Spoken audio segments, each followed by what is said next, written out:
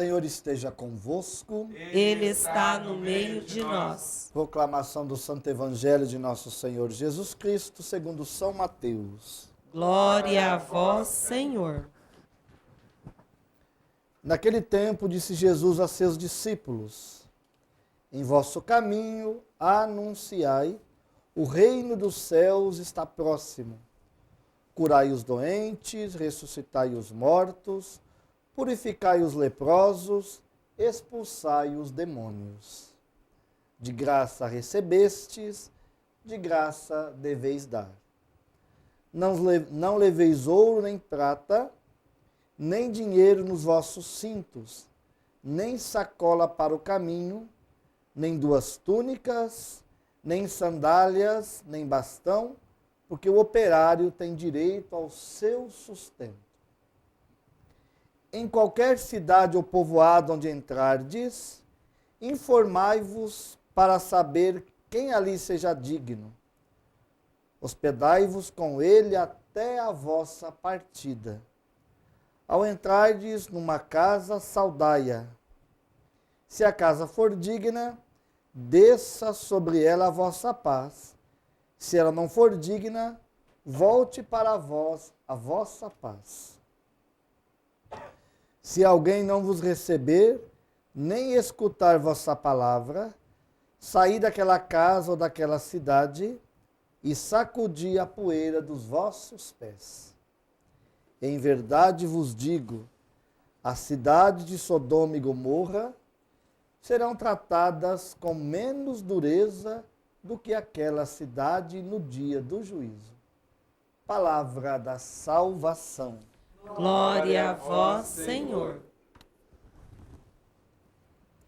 Estamos acompanhando na primeira leitura, falando a história de José do Egito.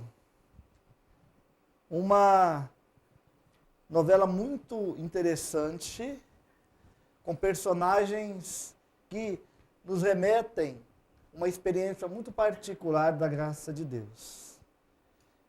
Se nós olharmos toda a história de José, filho de Jacó, que teve seu nome mudado para Israel, um dos grandes patriarcas, todo o sofrimento que ele passou na sua adolescência, quando foi vendido como escravo para mercadores, e depois, de novo, foi vendido para os egípcios. Ele não poderia entender, nem mesmo a sua família, o que é que Deus tinha reservado para eles. Mas percebemos bem a missão de José. Passou-se mais ou menos quase 50 anos. José já tinha formado a sua família no Egito. Ele foi colocado, depois de ter ficado muito tempo encarcerado, porque era um homem temente a Deus, procurava viver os mandamentos de Deus, mesmo estando longe da sua pátria, da sua terra. Ele é elevado ao cargo máximo no Egito. Depois do faraó, era o homem mais importante. E aí, ele se encontra com seus irmãos. Então, nós vemos aqui o desenrolar do encontro, ele com seus irmãos. Os irmãos, no primeiro momento, ficam com medo. Claro, encontram o irmão que primeiro queriam matar. Rubem, que não permitiu, porque queria depois tirá-lo da cisterna onde ele foi jogado. Mas aí resolveram vendê-lo. E aí, os seus irmãos se encontram com um dos homens mais importantes daquele país, que recebia todo tipo de gente, porque era o único que tinha suprimento em toda a região. Imagina como ficaram seus irmãos, como que ficaram amedrontados. Mas aí José do Egito responde: olha, não tenham medo. Eu entendo por que Deus permitiu que eu passasse por tudo isso. Era para poder salvar vocês, salvar a nossa família, salvar tantas pessoas. Por isso, meu irmão, minha irmã, na nossa vida, mesmo situações de sofrimento, situações até horríveis, até mesmo catástrofes que podem acontecer no mundo, Deus é capaz de tirar o bem, porque Ele é o sumo bem. Então precisamos perceber Deus que caminha conosco, conduz a nossa história, e muitas vezes situações na nossa vida têm a mão de Deus agindo. José talvez não imaginava o que Deus estava reservando para ele. Não foi algo que aconteceu um ano depois, não, muitos anos depois, mas uma característica desse grande homem foi estar sempre na presença de Deus. Ele tinha essa consciência de que Deus o conduzia. Ele não sabia por que Deus estava permitindo que ele passasse por tudo isso. Ele não imaginava nada disso, mas ele sabia que Deus estava conduzindo a sua vida. Deus estava conduzindo a sua história. E Deus tinha algo para ele. Ele foi fiel. Fidelidade à sua missão. O Senhor também pede isso de nós. Muitas vezes não sabemos qual é a missão que Deus tem para nós. Mas precisamos dessa fidelidade. Fidelidade ao chamado de Deus.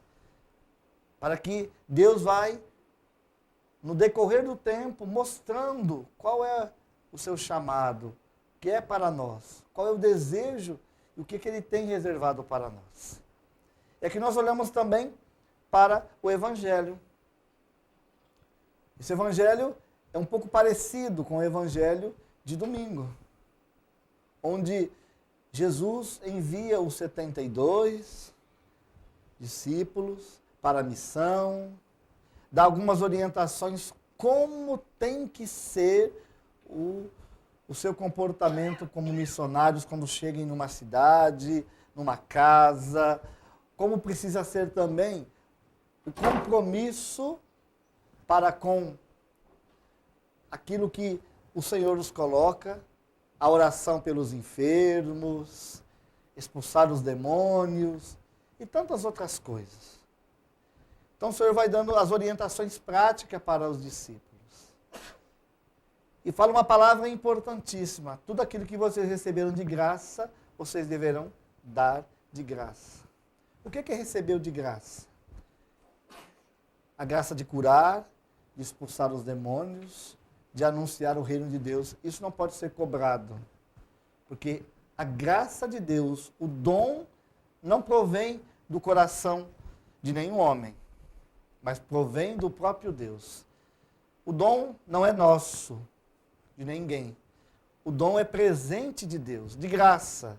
Nenhum ser humano na face da terra é merecedor do dom de Deus. Mas Deus nos dá gratuitamente, para mostrar aos filhos de Deus o quanto Ele nos ama. E Ele se beneficia de nós para derramar a sua graça. Então é preciso que a gente fique muito atento.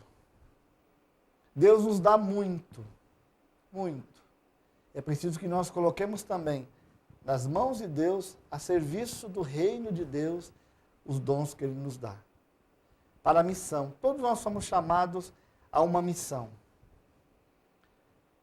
Assim como José no Egito, os apóstolos, os discípulos, a Virgem Maria, hoje São Bento, uma pessoa que revolucionou a vida religiosa, monástica, na Europa e depois no mundo inteiro. Na Idade Média, os mosteiros foram locais onde a cultura, onde o desenvolvimento tecnológico, se podemos dizer assim, muitas experiências científicas foram feitas dentro dos mosteiros. Existem grandes cientistas que são monges, que desenvolveram dentro dos mosteiros, porque eram grandes escolas, eram lugares onde se desenvolveu a agricultura, onde se desenvolveu muitos ensinamentos da própria teologia e também da própria literatura. Os mosteiros foram esses lugares de frutos, não só para a igreja, mas para o mundo todo.